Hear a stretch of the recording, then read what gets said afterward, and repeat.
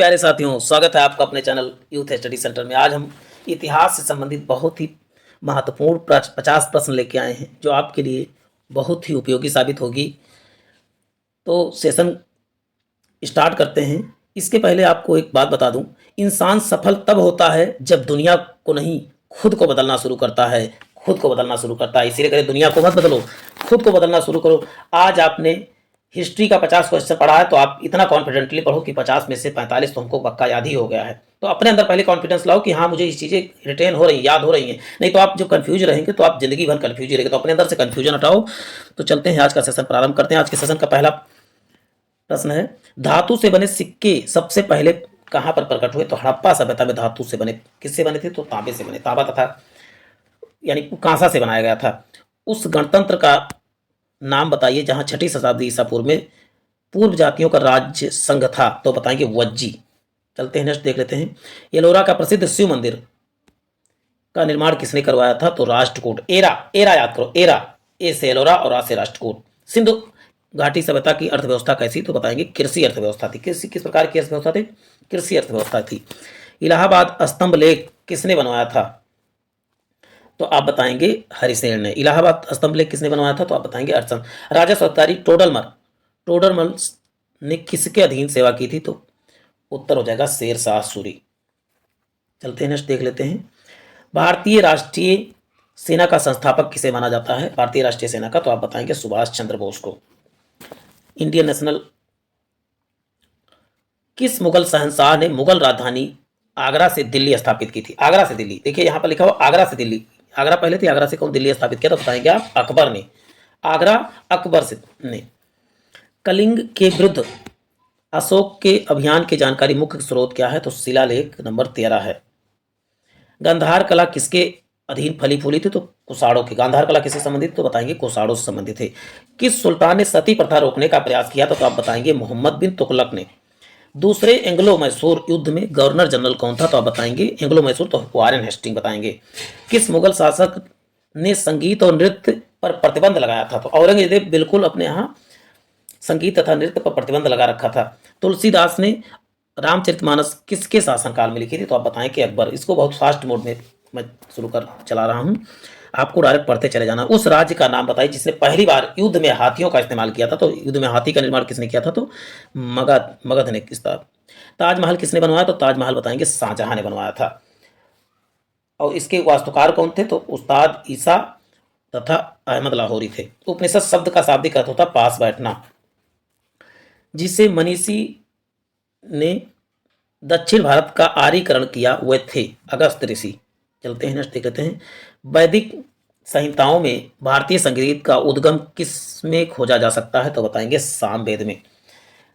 प्राचीन भारत में प्राचीनतम बौद्ध विश्वविद्यालय का नाम बताइए। तो उत्तर हो जाएगा तक्षशिला। हर्षचरित के लेखक कौन थे? तो आप बताएंगे हर्षचरित के लेखक वाणभट्ट थे। किस लड़ाई मोहम्मद गौरी के लिए दिल्ली क्षेत्र खोल दिया गया था? किस लड़ाई में? तो तराइन की दूसरी लड़ाई में। तराइन की द्वितीय। आर्य पूर्वों के साथ अपने संघर्षों में सफल रहे क्योंकि उन्होंने घोड़े द्वारा चलाए गए जा रहे रथों का प्रयोग किया था। चोल राजाओं का शासन था तमिलनाडु पर। सारे जहां से अच्छा हिंदुस्तान हमारा किसने लिखा था? तो मोहम्मद इकबाल ने। प्रथम बौद्ध परिषद की स्थापना कहां पर आयोजित की? तो बताओ राजगृह में। द्वितीय विश्व युद्ध के दौरान जापान के किस शहर पर बम गिराएगा? तो पहले तो हिरोशिमा, फिर दूसरे पे ना से नागासाकी, ना से 9 अगस्त। और 6 अगस्त को कहां पर गिराया गया था? तो हिरोशिमा पे। दिल्ली में हुमायूं का मकबरा किसने बनवाया था? तो बताएंगे आप हाजी बेगम ने बनवाया था। दिल्ली में हुमायूं का मकबरा किसने बनवाया था? तो हाजी बेगम ने। क्रिप्स मिशन भारत कब आया? तो क्रिप्स मिशन 1942 में आया। आर्य समाज का संस्थापक कौन था? आर्य। जबकि ब्रह्म समाज की स्थापना किसने किया था? तो राजा राम मोहन राय ने किया था। भारत माता नामक प्रसिद्ध पेंटिंग के चित्रकार कौन थे? तो अवनींद्रनाथ टैगोर। अवनींद्रनाथ टैगोर, ये इंपॉर्टेंट क्वेश्चन, इसको मोस्ट इंपॉर्टेंट आप नोट कर लीजिए। किस भारतीय शासक ने कलिंग पर युद्ध किया था? तो अशोक ने किया था। कौन से दशक में औपनिवेशवाद का समाप्त कर दिया गया? तो यानी डी कोलोनाइजेशन को समाप्त कर दिया गया। तो 1950 में बताएंगे आप। पंचतंत्र के लेखक कौन है? तो आप बताएंगे विष्णु शर्मा। लगभग 40 भाषाओं में इसका वो हो चुका है, अनुवाद हो चुका है। कथकली का से केरल। कथक किसका है? तो उत्तर भारत है, उत्तर प्रदेश का हो जाएगा। कौन सा गोलमेज सम्मेलन महात्मा गांधी ने भाग लिया था? तो आप बताएंगे द्वितीय गोलमेज सम्मेलन 1931 में। पहला कब हुआ था? 1930 में। और तीसरा कब हुआ? तो आप बताएंगे 1932 में। इंडिका की पुस्तक के लेखक कौन थे? तो मेगास्थनीज थे। आर्यों ने मनुष्यों के जीवन को 4 भागों में विभाजित किया। आर्यों ने तो उसको क्या कहा गया? तो आश्रम कहा गया। आश्रम में 4 आश्रम में आप विभाजित किया। गांधी जी ने करो या मारो का मंत्र कब दिया था? तो भारत छोड़ो आंदोलन 1942 में दिया था। सिंधु घाटी सभ्यता के लोग किस देवता का पूजा करते थे? तो आप बताएंगे पशुपति शिव का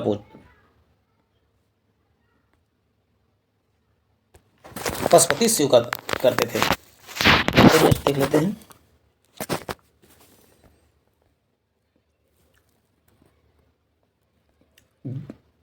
जॉन ऑफ आर्क की मृत्यु कैसे हुई? धर्मद्रोही या विद्रोही मानकर जलाने से। The kingdom of God is with in you पुस्तक किसने लिखी? तो लियो टॉल्स्टॉय ने लिखी थी। चलते हैं देखते हैं। किस सुल्तान को खलीफा से सम्मान वस्त्र प्राप्त हुआ था? तो इल्तुतमिश को। कनिष्क प्रथम किस का पृष्ठपोषक था? तो इसका उत्तर हो जाएगा, यानी कि किस धर्म का को अपनाया था, संरक्षण दिया था? तो महायान बुद्धवाद का। गीत गोविंद के लेखक कौन थे? तो गीत गोविंद के लेखक कौन थे? तो जयदेव थे। चलते हैं। जब मार्गरेट थैचर प्रधानमंत्री थी उस समय किस देश के साथ ब्रिटेन ने फॉकलैंड द्वीपों पर नियंत्रण प्राप्त कर अपने को युद्ध लड़ा था? तो बताएंगे अर्जेंटीना। सूफी परंपरा में पीर का क्या आशा है? सूफियों के आस्थाओं को लड़ने वाले परंपरावादी शिक्षक को बोला जाता है, पीर कहा जाता है। गुरु गोविंद सिंह द्वारा खालसा पंथ की स्थापना कब की गई थी? तो 1699। महात्मा गांधी के राजनीतिक गुरु कौन थे? तो गोखले थे। गुरु और गोखले, गोपाल कृष्ण गोखले। देखिए गागा गागा सब में दिख रहा है, गुरु और गागा भी दिख रहा है, तो इससे रिलेट कर सकते हैं। तो इसका उत्तर हो जाएगा 12 अप्रैल 1940 सुभाष चंद्र बोस ने एक नज़र में भारतीय राष्ट्रीय सेना का झंडा फहराया एक नगर में। वह नगर इस समय किस राज्य केंद्र शासित प्रदेश में? तो अंडमान निकोबार द्वीप समूह में। भारतीय पुनर्जागरण का जनक किसे कहा जाता है? तो राजा राम मोहन राय को। तो प्यारे छात्रों, आज के लिए इतना ही। जय हिंद, जय भारत। फिर मिलते हैं नए सेशन में। तो वीडियो को लाइक करें, शेयर करें।